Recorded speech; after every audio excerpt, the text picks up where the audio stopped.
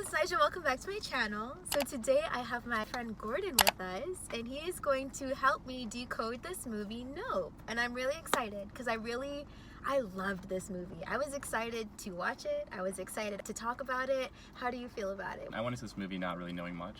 I hadn't watched the trailer or anything. Full cards on the table. I'm big into ufology. Yes, this is why I wanted to go with Gordon, because he's all about extraterrestrials, aliens. He loves to talk about it. This is the guy. So I'm like, you have to see this movie. Yeah. So this is coming from somebody who does do research on these things, okay? Yeah. And I want to give the spiritual perspective. So should we hop into it? Yeah. Okay, cool. I really love the director, Jordan Peele, because in all of his movies, he always comes right out the bat, guns blazing. The first symbolic scene that I want to break down is the dad. In the beginning of the movie, the dad dies, and he is riding a white horse. And the horse's name in the movie is Ghost. And immediately when I saw the image of the dad riding the horse, it made me think of the book Behold the Pale Horse, right? And that book is all about them blowing the spot on a lot of things that are going on in our society. It told me it was a metaphor for Peele being like, we're about to expose some things, we're going to be very transparent about some things, so pick it up if you get it. I was also going to say too, this came out around the time where Beyonce just dropped her album. Yeah. A little pop culture reference. In her pictures, the photo shoots she's been putting out up to the release, she's riding a red horse, a big biblical nod to the end times. Saturn thing around. Yes, the Saturn ring around her head. They talk about the 4 plagues coming in, or the plagues coming in, and they're all on a horseman. That's why the horse was such a big symbol. I think they're trying to incept. They want us to think this is the end times. In my perspective, well, the end times doesn't mean the world's gonna end. It's just the end of an era. Okay, well, but in the church, though, they try and make you think the all world's fire gonna pits, end. Jesus is coming, collecting all the Christians. But really, what it is it's like a jubilee. Yeah, I mean, I'm curious with Jordan's own personal journey, how much he's evolved with this whole space, because it seems like, I've been mentioning this a bunch to Nyjah, I get a lot of Kubrick vibes from Jordan Peele. The other director. Yeah, so Stanley Kubrick, before he, quote unquote died, his whole death is mysterious in and of itself. He made Eyes Wide Shut, a famous movie with Tom Cruise, Nicole Kidman, and it's all about exposing this sort of bizarre, dark world. Elite Hollywood, occult type rituals. Basically trying to expose people and wake people up to these things in his own journey. And so I feel like Jordan seems to be, in each of his movies, yes, he's saying, it's all about human nature and exposing it. He's very mindful to be very, he doesn't say a lot. He doesn't give you a lot in any of even his interviews. You can tell he's kind of into he's very cryptic. Yeah, he's in esoterics, just like Kubrick. He's into the esoterics. Nyjah, the whole movie, pointing out these decoding all this. Yeah, these subtle little things you'll see throughout the movie that are hints. And then there's just these intense scenes where we can get into the specifics of what happens. And there's going to be spoilers too. So. Yeah, we're giving spoilers. So if you haven't seen this movie yet, I'm about to ruin it all for you. I love that. So obviously I know he's done his research, because they're alluding to different types of extraterrestrial beings throughout the movie. So first of all, the alien that they show in the movie is some type of plasma being. It's like a jellyfish. It starts as a disc, like a UFO saucer. It would go it looks like just the top of a jellyfish, and then later in the movie you see it kind of expand, and it looks like the full-fledged jellyfish. So obviously they're saying the aliens are going to be shapeshifters, or they're just different types of alien species, because there was the praying mantis. So there was this scene, and I really think they made this a point for a reason, but when they first caught the saucer for the very first time. So the praying mantis is on the camera. It's on the camera when they catch it for the very first time. And so I think they're alluding to the camera represents the viewers, the eyes. They're seeing this praying mantis being, which is an extraterrestrial being. And this is also going back to with the insect. So there's a praying mantis on the camera, but the praying mantis moves away from the camera the second the craft is gone, implying that they're in some sort of communication. So this creature has the ability to talk to insects. Yes. I also think it's a metaphor for you're gonna see these praying mantis beings. So they had the grays in there. Well, so this is where Jordan really shows his genius. They're not directly involved in the plot.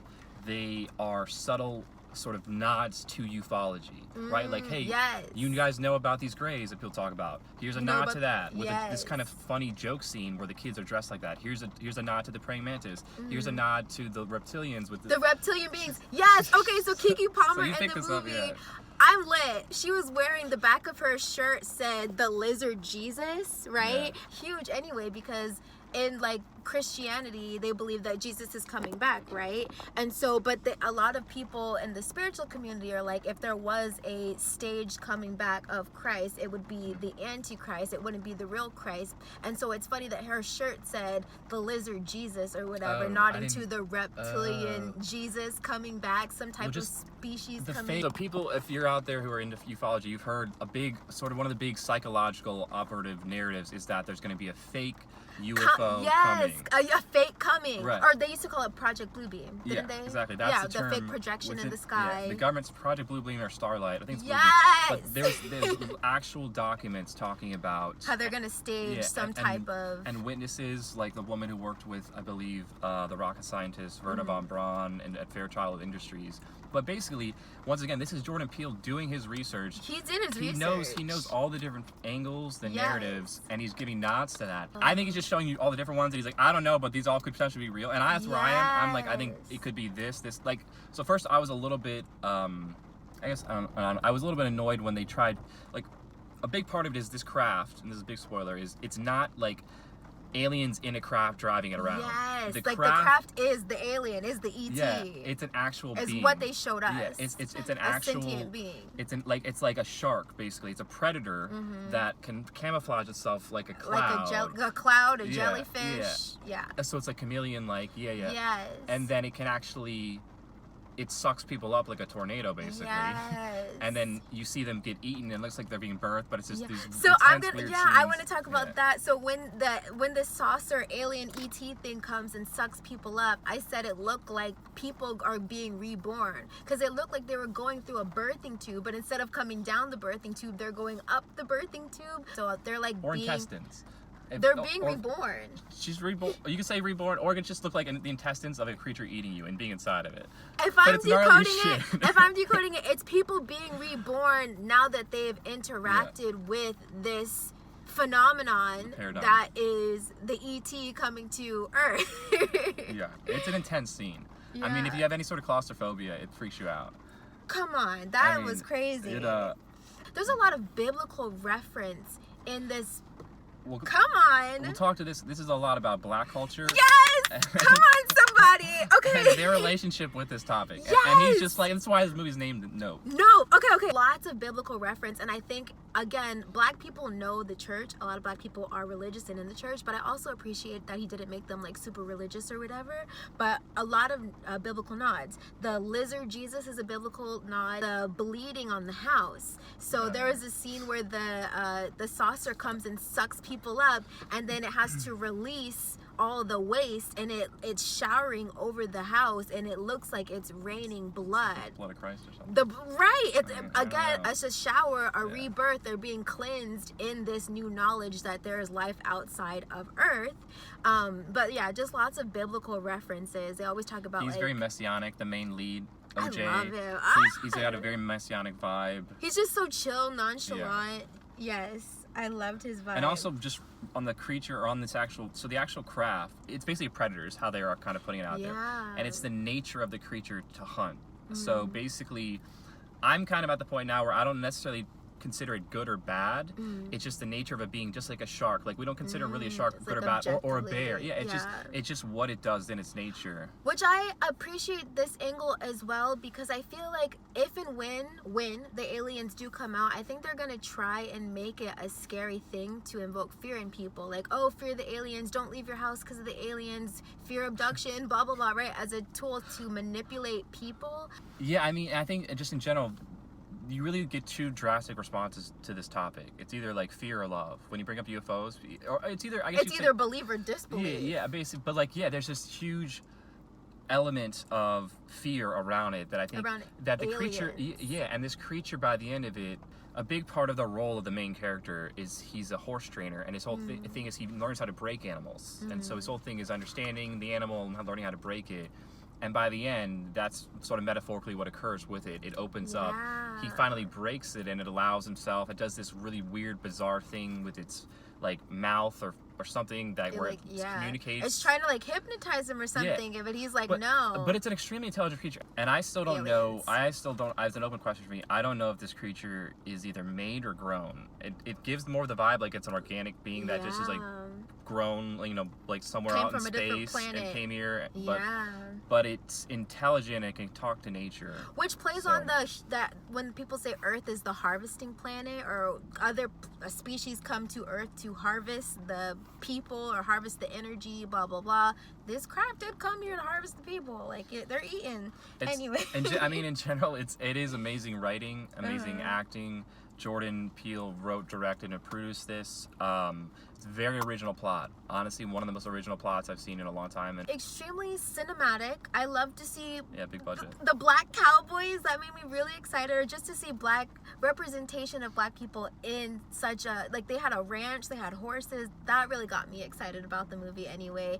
And he really created something really nice for the culture, but also like for the community of like ufology, alien activity, extraterrestrial life force. Yeah, he treated it really seriously. It's a good piece for everybody. It wasn't like a satire or in any way like condescending towards this. I think he genuinely believes this stuff's real, using this like main sort of catalyst of this event. I just really respect, like, he's done his research as a director. He knew a lot of subtle things. They did references to like ancient aliens. They did reference to a lot of pop culture things around this subject matter. Yeah, so it's like, if you're into this, if you think this is interesting, you'll get a lot out of watching ancient aliens. Every character, the main there's a tech funny dude who's like, every character once again has its own unique perspective that I think captures a larger perspective.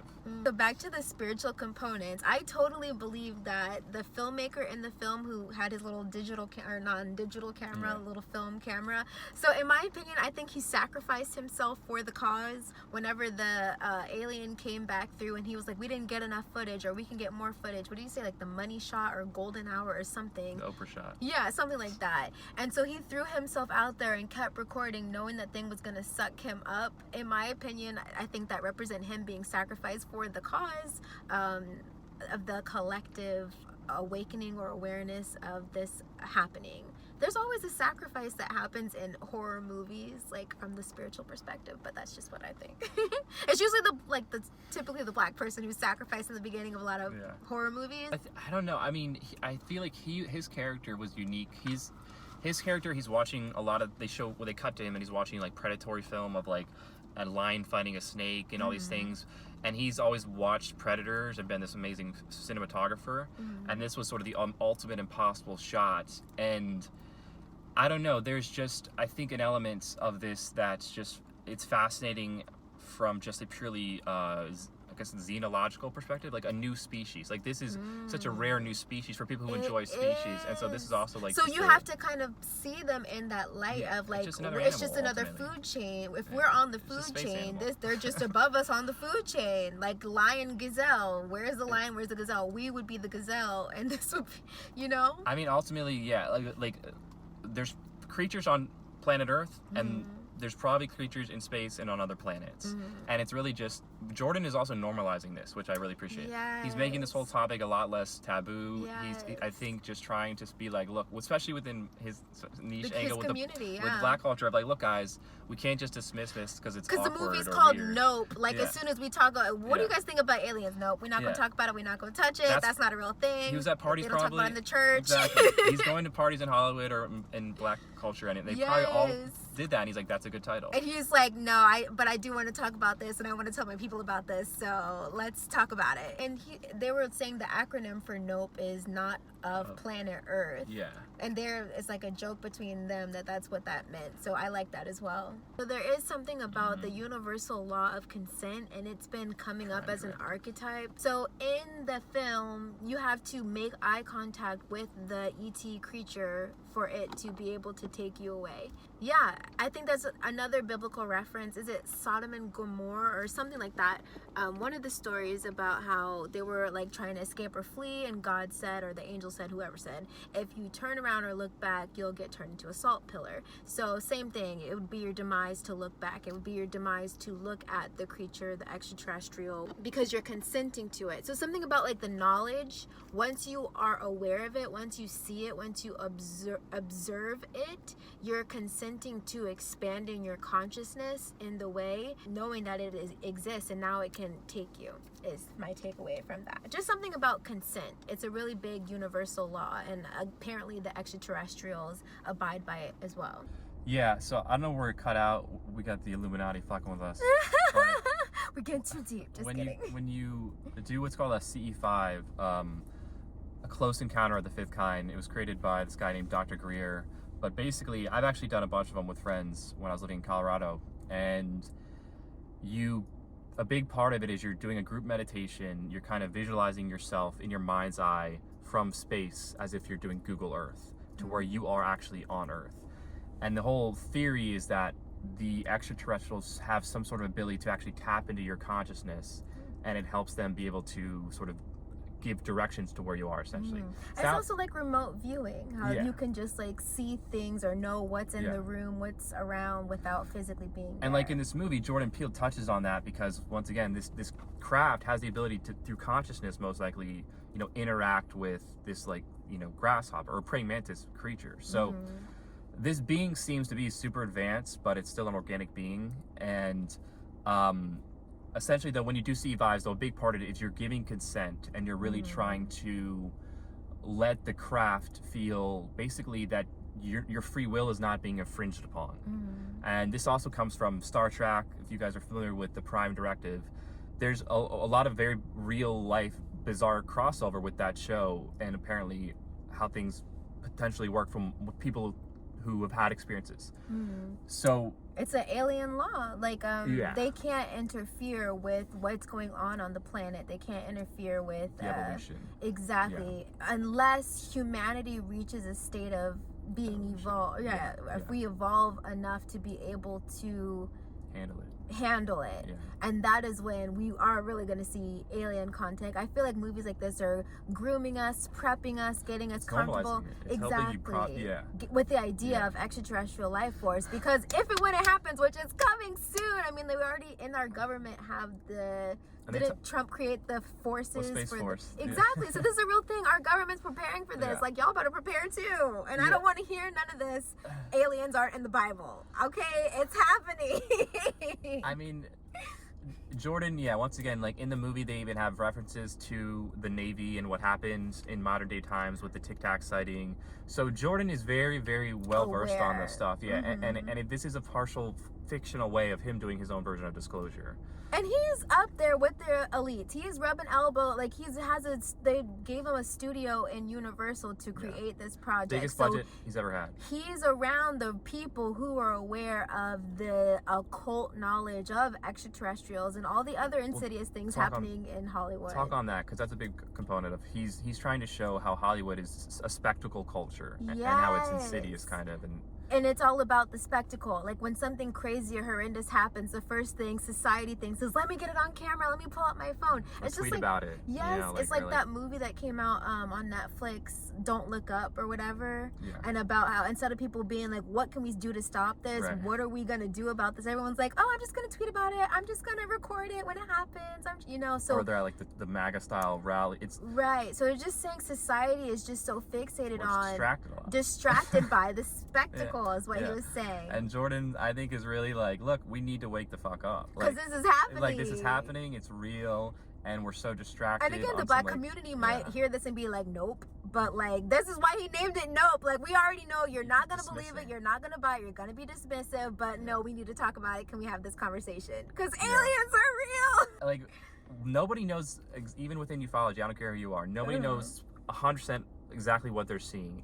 There's experiencers who do hypnotic regressions, and they talk about being on the craft and seeing these small gray type beings. And also making contact with like reptilians, grays. There's stories of people within the government, how actually like Eisenhower actually making a treaty in the early 50s after World War II with like certain groups like the Greys. But people like, I've read a book I recommend by Richard Dole, and it's called The Alien Agendas. It's a recent book he did, and he's one of the best researchers in the field. He's very rigorous, and he just basically looked at thousands of people who've been experiencers, and what they talk about is, you know, a lot of things you see in this movie. All of the electricity goes out. Yes. Nothing works that's digital. Everything becomes eerily quiet around you.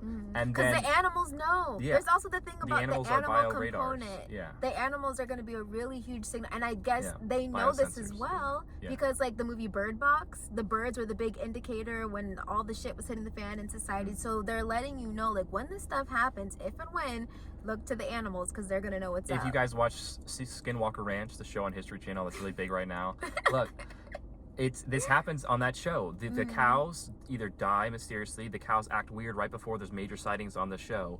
So there's actual things you can look at in real life to correlate to this movie. I really do, once again, Jordan did his homework. He's approaching this seriously. He has his funny comedic elements. There's amazing funny little one-liners with the sister and the brother. There's incredible chemistry. It's hilarious. The cast is excellent. What's the lead guy's name? What is his name? I know Keke, but Daniel? He's the main guy. Jordan Peele's worked with him a bunch. They obviously... He was in Get Out, and they brought him back. I was so excited about that. He was like, "Yo, I'm about to spit some knowledge, and I need my main man back." He's super stoic. He's very much like got the so calm, cool, collected, just like the horse trainer personality down. He's just like, if you meet people, if you're horse people out there, you know you have to have a very calm demeanor when you're around horses, so you don't spook them, as they say. And he nails that demeanor, and he's also the perfect person, and matches well with the movie to break this being. Basically, he's able to be calm and composed. Are you seeing these weird, like, orbs? Like dust in the car. I was like, nah. I saw something orange in the back, too. I was like, but, we're making contact, people. You're witnessing it. Last thing I was going to just say is, I had the note about the TMZ guy. So that was kind of, like, true to what would happen in real life. Even though I was... the monkey. But I'm just surprised that they didn't have, like, well, I'm happy they didn't, but, like, the government is usually the one who, like, pulls up on the scene, like, hey, we're putting this under wraps, like, y'all can go, we're gonna interact from here on. That's where I give it. All right, so that's where I give it. I would have given this probably a 10, honestly, but I give it a 9.5 just because there's a little times, because I'm a stickler, because I know this field, whereas I feel like there's a little slight lack of continuity. The government should have taken over. Like, I'm happy they didn't, and for the sake of the film, if they had, it would have been over. But you pointed out something that's astute, is there's no sexual chemistry in this at all. There's no romantic partner, but I love that they did that, because you can still really enjoy, because there was love between, like, the brother and the sister, or like they're making friendships and stuff, but like really the focus is on these extraterrestrials. Yeah, he makes it all about that ultimately. But what I was gonna say about the TMZ guy is, I don't know if you guys noticed, even though Gordon said they make helmets with just one eyeball hole, but he had one eyeball hole. Illuminati, all-seeing eye, on the TMZ reporter. I think that was a metaphor. He was symbolic of them, the higher ups, the powers that were, who control the networks and things like that. Right. They're already aware of that. They were the first people on the scene. Like, hey, we're here to get pictures of the UFOs too. So I think it's just a nod to say, hey, these networks already know what's up. It's the average day person who would see or experience this and be like, what is this? Like, no, this isn't real. And if you just want to look at it like, what would be realistic? Like, if there was some weird, strange thing happening, TMZ are always talking about alien sightings and those things. So like, until I don't know, like, there's one scene where like 40 people get taken, and I'm like, all right, like, I feel like this wouldn't be so chill. Like, there's like a local news thing, but I'm like, this would have been like FBI, CIA, like, this is bigger. But besides that, like, it's all subtle. It doesn't say more than it needs to. And then the very last comment I was just gonna make about, well, okay, there's last thing. First of all, I really appreciate his production company. It's called Monkey Paw Productions or whatever, right? But so they kind of played on that with the Gordy monkey in the film, but how he kind of like destroyed the entire set and killed all the people. Again, we're looking for an intense scene. We're looking for a spectacle, but in the room it says applause on the screen while the monkey is just destroying and eating people up. So again, playing to the fact that all we care about is having a good show. Just like clap for it. Whatever is shown to you, just accept it and clap for it. When he's getting killed, all he cares about is getting his camera. Even while he's about to get killed. He's like, I just want the shot. I just want the shot. It's like, dude, It's just showing our ideology. Yeah, it's our society. That's all we care about right now. So he's definitely bringing that to the light. And then last thing I was going to say is every time he opens up his films, it's always an extremely symbolic scene. So in this one, I said it was the pale horse, the dad riding on the pale horse. In his movie Us, it was the genetics. So he was bringing light to DNA swapping or whatever in that movie, where he talks, or you see the picture of the rabbit and then it zooms out and it's all the different genotypes of the different rabbits. And then in Get Out, I forget follow the white rabbit. And then in Get Out, I forget what the opening scene was that's like the eye catcher, but he has this pattern of always doing that, like showing you what's about to go down if you catch it and decode it. Like, this is what you're about to see. It's very esoteric. Once again, this is like, he's a modern day Kubrick in a lot of ways. He's all about esoterics. He's deeply examining some gnarly shit within society that we kind of discount, or that filmmakers don't want to touch because it's third rail, or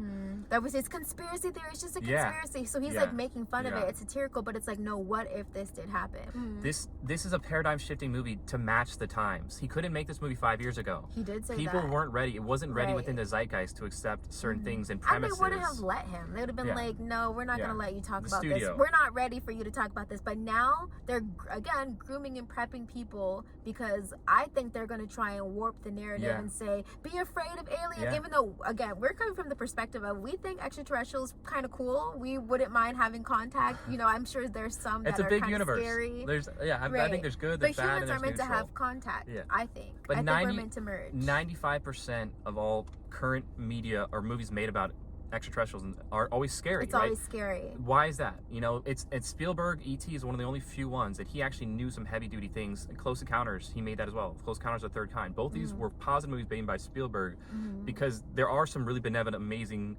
extraterrestrials, basically, that have a very strong connection to humanity. You know, goes with the Palladians, these things. But bottom line is that I think we do live in a massive universe, and so of course there's some that are just chill, observing us, neutral, some that are trying to help and are active more in our evolution, and then some that are more insidious and darker, and or just straight up like a predator that's just like, we're food.